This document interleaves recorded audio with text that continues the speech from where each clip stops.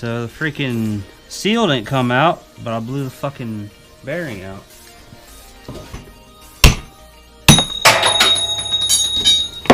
Damn! Some notches on the side. That's what I'm gonna hit.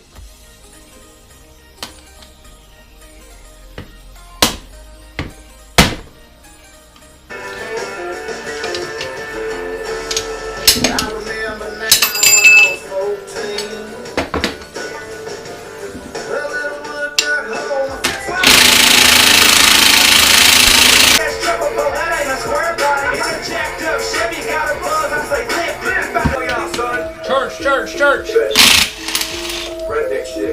bet he don't work on his own shit no more.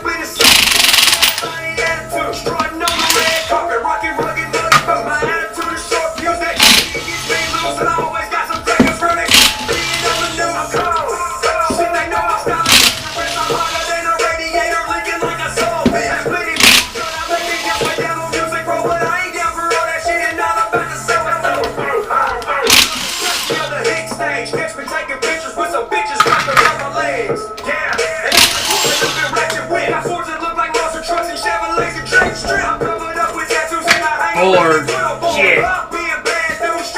Alright, for a lot of the specs on the bolts, what I have is I have this setup specifications by Yukon Axle, and there's actually a chart on there, and it covers almost every axle. American wise, it's got Toyota, but I ain't gonna mention that, and all your Dana axles.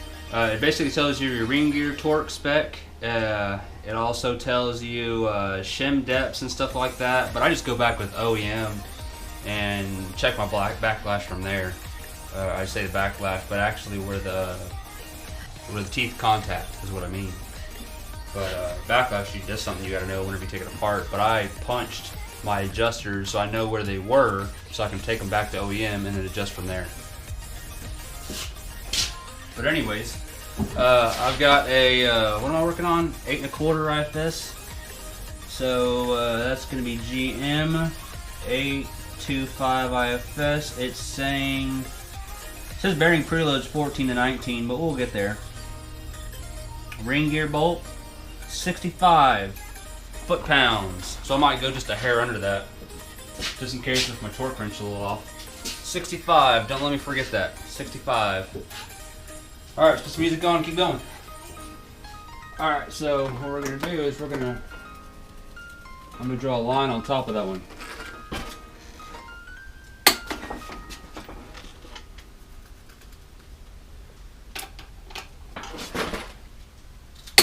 I have seen some carrier bearings where the outside housing is taller than the inside. These look pretty flush, but on that Jeep, the Dana 30, or I can't remember, front or rear axle, I can't remember exactly, on his Cherokee, they were sticking up higher. I think he had to use a socket to push down on there or something. I don't remember.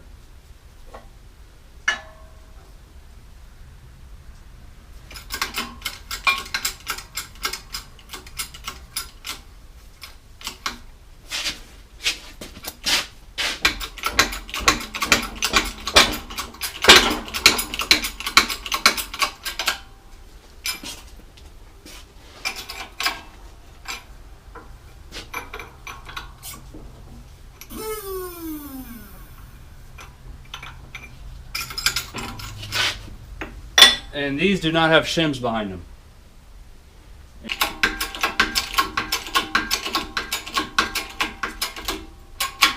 When it comes to a stop, you'll feel it. Sometimes you have a, what do they call it, oil slinger or some shit right here, and sometimes the shims will be pretty wide, so this cup will kind of get them. You just gotta, when you put tension on this and tighten this thing up on it, just go kind of easy. You're just trying to make it so it grabs the bearing as best as you can without squeezing the pinion too tight or bending or damaging your pre-existing shims, because I save them if I can. Doesn't always work out, but I try to. Or at least don't bend them all up by moving this in a bunch of spots. If you're going to bend them and break them, do it on one spot, because you want to keep the shim at least flat on some surface so you can bring a caliper and get a right measurement on it. So now, when I bought this tool at first, these nuts didn't spin. But you know, you do half a dozen axles, shit wears out. When you put this in the press, keep these bars so they're straight across. You don't want to bend the bolts. You want these brackets to help take most of the weight. Number Timken, America, is M802048. Timken. And model, that's what was already on it. So I don't know if there's some little spacer. I'm gonna go ahead and put that on there. Plop your new one on there. Take a little oil. Lube that up real good. Factory one's already lubed up a little bit, but we're gonna put a little extra. Actually, yeah, 488. This is the right one. It's already got some oil on it, but it's a little dirty actually. I'll go put some more on there. And now I'm gonna drop that on there. Take your plate, old bearing, get your other plate.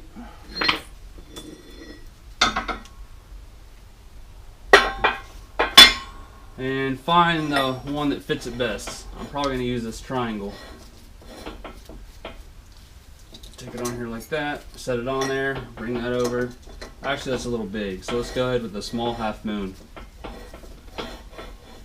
Small half moon fits it good. Center it up.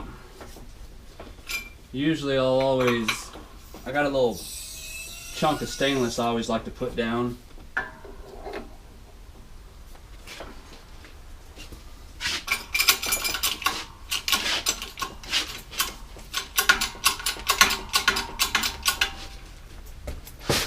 So you can see a little better.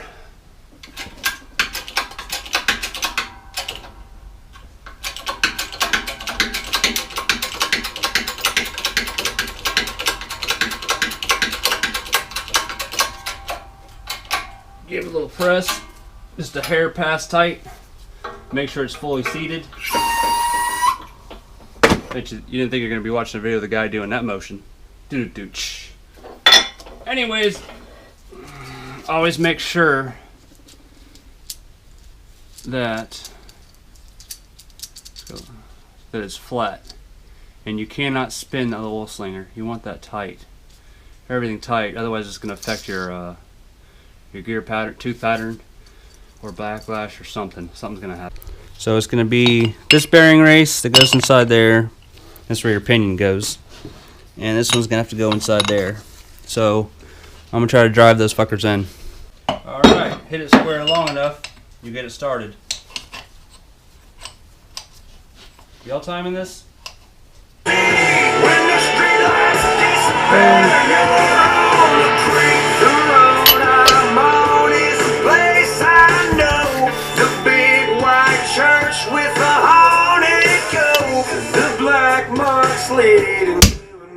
I get the rusty fuck life coming for y'all snack, 'cause I'm a friend, motherfucker.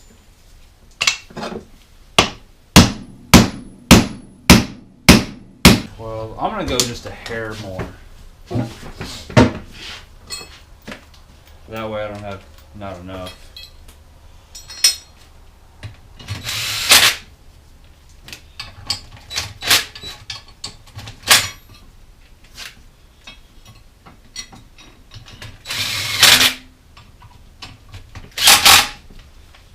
Alright, just a hair more.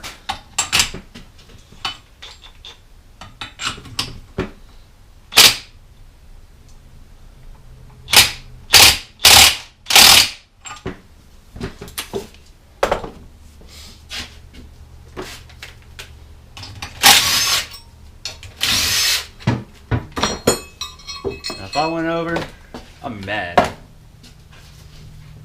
I'm just playing. Yeah, that feels a little snug. Where we at? Yeah, I like that. Ooh, okay. Where we at? Yeah, I think we're about 17, 18.